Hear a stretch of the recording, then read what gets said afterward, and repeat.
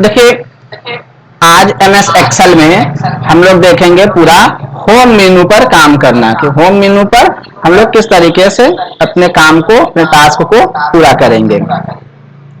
तब मेनू पढ़ने के लिए हमारे पास कोई डेटा होना चाहिए। तो जो कल हम लोग रिकॉर्ड बनाए थे उसी में से देखिए एक डेटा ले लेते हैं। हम यहाँ पर एक स्टूडेंट के रिजल्ट का रिकॉर्ड जो है कि बनाते हैं, है ना।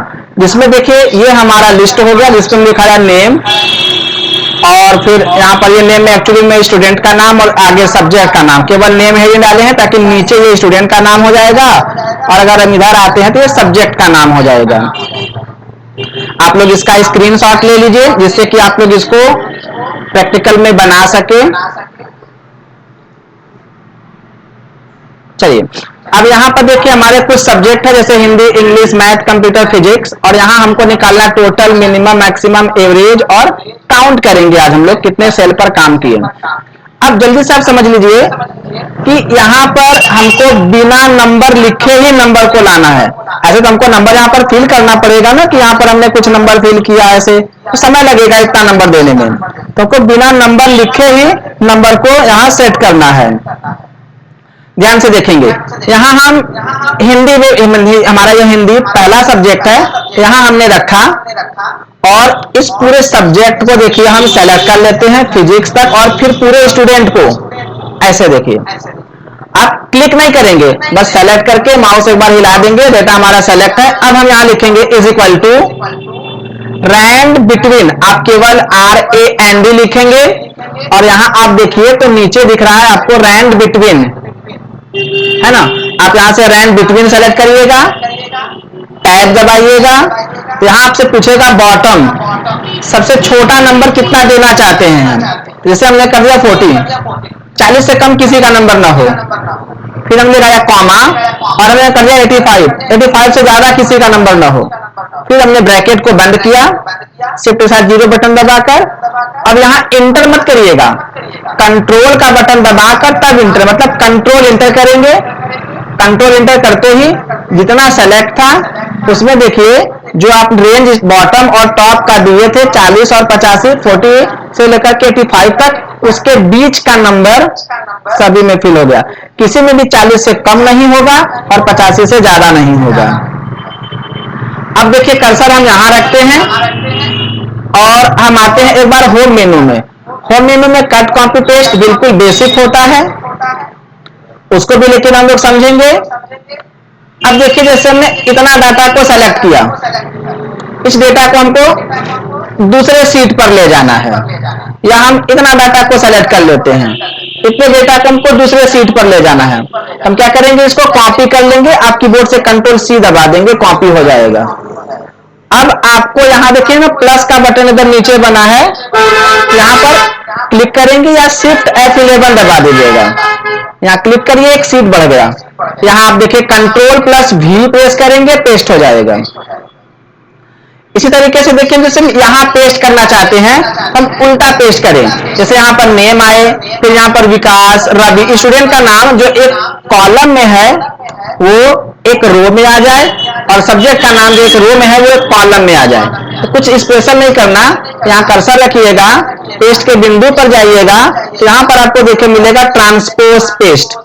आप ट्रांसपोज पेस्ट पर क्लिक करेंगे और आप देखेंगे कि रो का मैटर कॉलम में और कॉलम का मैटर रो में पेस्ट हो जाएगा। हो गया ना, बड़े जल्दी से हो जाएगा। अब जैसे देखिए हमने इतना डाटा को यहाँ सेलेक्ट किया, ये देखिए फॉन्ट का स्टाइल, इसका राइटिंग जैसा बदलना होगा, आप यहाँ पर देखिए बदल सकते हैं। थोड़ा सा बड़ा छोटा देखिए आप यहाँ से कर सकते हैं, बोल्ड इटैलिक कर सकते हैं। ये देखिए बैकग्राउंड कलर है, आप यहाँ से बैकग्राउंड कलर दे सकते हैं। जैसे हमने बैकग्राउंड कलर ब्लैक दे दिया, हमारा कलर टेक्स्ट का कलर भी ब्लैक था तो दिख नहीं रहा है। इसी के बगल में देखिए आपका टेक्स्ट का कलर होता है, यहाँ से आप टेक्स्ट का कलर देखिए चेंज कर सकते हैं। जैसे हमने यहाँ से व्हाइट कलर दे दिया, तो देखिए हमारा टेक्स्ट इस पर अच्छे से दिखने लगेगा, ब्लैक पर व्हाइट, ये बन जाएगा हेडिंग जो और बेहतर हमको दिखेगा। इसमें और चेंजेस करते हैं, तो हमने इसको देखिए सेलेक्ट किया, ये हमारा होता है ओरिएंटेशन। ओरिएंटेशन में जाते हैं, यहाँ हमने कर दिया एंगल क्लॉकवाइज। ये देखिए यहाँ पर ये डेटा हमारा क्लॉकवाइज हो जाएगा, सॉरी एंटी क्लॉकवाइज है, एंगल क्लॉकवाइज किया, देखिए क्लॉकवाइज हो जाएगा।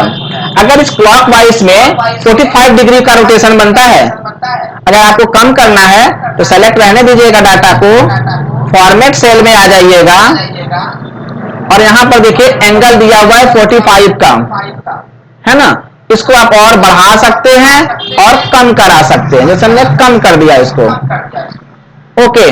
ये देखिए एंगल इसका और कम हो गया। अगर हटाना होगा यहीं पर जाइएगा, फिर से क्लॉकवाइज पर क्लिक करिए, फिर से नॉर्मल होगा ये, फिर वहीं क्लिक करेंगे तो ये हट जाएगा। इसके बाद देखिए रैप टेक्स्ट, ये क्या करता है कि अगर किसी सेल में टेक्स्ट बाहर जा रहा है तो उसको उसी में देखिए शिफ्ट कर देता है। इसे देखिए कंप्यूटर है, इसमें देखिए कुछ वर्ड जो है इसको हम और छोटा कर लेते हैं, ये हो गया, और जूम कर देते हैं। देखिए इसमें कंप्यूटर शब्द जो है लिखा तो यहाँ देखिए पूरा है, पर इसमें कट रहा है, जो मैटर कट रहा है अगर हम रैप करेंगे तो उसी में देखिए उसको एडजस्ट कर देगा, फिर वहां पर क्लिक करेंगे तो हट जाएगा। ये देखिए, है ना। फिर ये देखिए आपका मर्ज सेल, मर्ज सेल क्या करता है, ये सेलेक्टेड दो या दो से अधिक सेल को एक में ज्वाइन कर देता है। जैसे हमने इतना डाटा यहां सेलेक्ट किया, मर्ज कर दिया, ये देखिए हमारा इतना डाटा एक में मिक्स हो जाएगा। अब इसमें आप कुछ भी लिखेंगे ना तो पूरे सेल पर काम करेगा, पूरे सेल पर लिखेगा। इसी तरीके से हमने देखिए इतना डाटा को सेलेक्ट कर लिया। अब हम लोग इसमें देखिए कुछ चेंजेस करते हैं।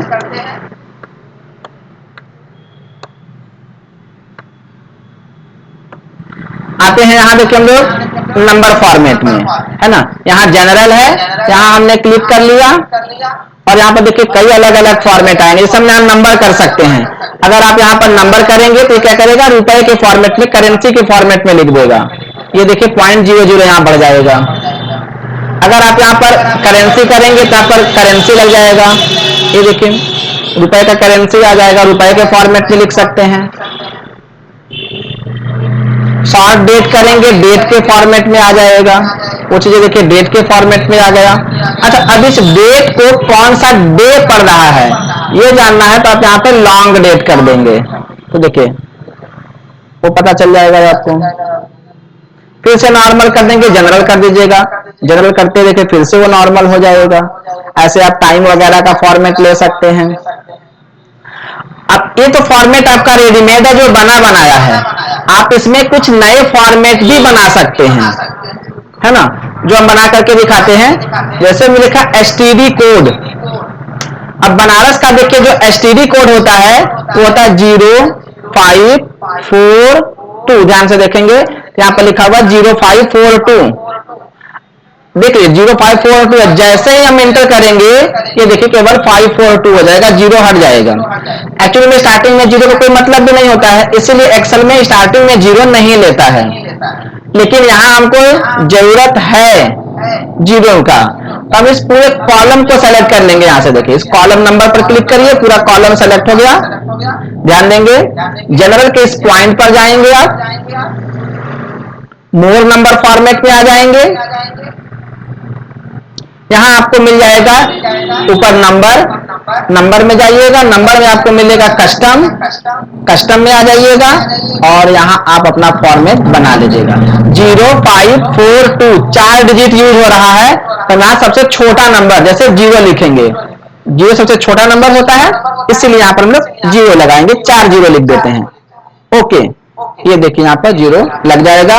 अब आगे आप कोई भी नंबर लिखेंगे ना, उसके स्टार्टिंग में देखिए जीरो लगता चला जाएगा। इस तरीके से आप कोई भी एक फॉर्मेट यहाँ बना सकते हैं। इसी तरीके से देखिए हमको कॉन्टेक्ट नंबर लिखना है। अब कॉन्टेक्ट नंबर में एसटीडी नंबर, या हमको जो है कि कंट्री कोड लगा करके लिखना है। तो कंट्री कोड कैसे लगेगा, देखिए इंडिया का कंट्री कोड होता है +91। अब देखिए हमने फिर से पूरे कॉलम को सेलेक्ट किया, आते हैं जनरल के इस पॉइंट पर क्लिक करते हैं, मोर नंबर फॉर्मेट में जाएंगे, कस्टम में जाएंगे, यहाँ टाइप जो लिखा हुआ है, टाइप पे जनरल को सेलेक्ट करेंगे और यहाँ लिखेंगे +91 जो इंडिया का कंट्री कोड है, फिर एक स्पेस देंगे। अब फॉर्मेट बनाते हैं नंबर का, कांटेक्ट नंबर का, तो मैंने 000 किया, 000 इसलिए कि ये सबसे छोटा नंबर होता है, फिर एक डैश, फिर 000 किया, फिर एक डैश, फिर 40 लिखा। अब ये 10 जीरो हो गया, 10 जीरो की जगह हमारा नंबर टाइप हो जाएगा, कंट्री कोड ऑटोमेटिक देखिए उसमें आ जाएगा। अब हम इसको करेंगे ओके। अब पूरा कॉलम सेलेक्ट है, यहां पर आप नंबर लिख दीजिएगा, ये देखिए एक नंबर लिखा, इंटर, ये देखिए यहाँ पर +91 ऑटोमेटिक आ जाएगा। एक नंबर लिखा, ये देखिए यहाँ पर +91 ऑटोमेटिक आ जाएगा। तो कॉल वगैरह करने के लिए अगर इस तरीके का फॉर्मेट बनाएंगे तो इसमें कॉल करने में काफी सुविधा रहेगा, क्योंकि 3 3 और 4 के पेयर में नंबर है, आसानी से आप इस पर कॉल कर सकते हैं।